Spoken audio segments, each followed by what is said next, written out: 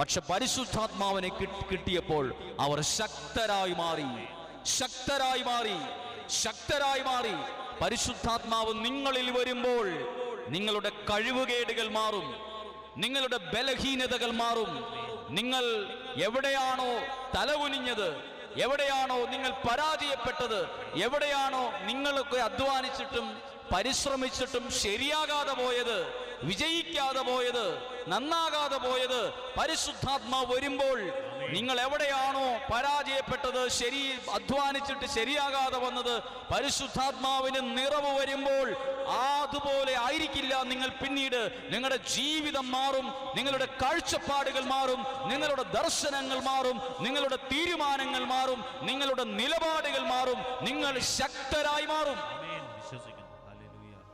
ഒരു കാര്യത്തിൽ മാത്രമല്ല, എല്ലാ കാര്യത്തിലും ഇങ്ങനെയാണ്.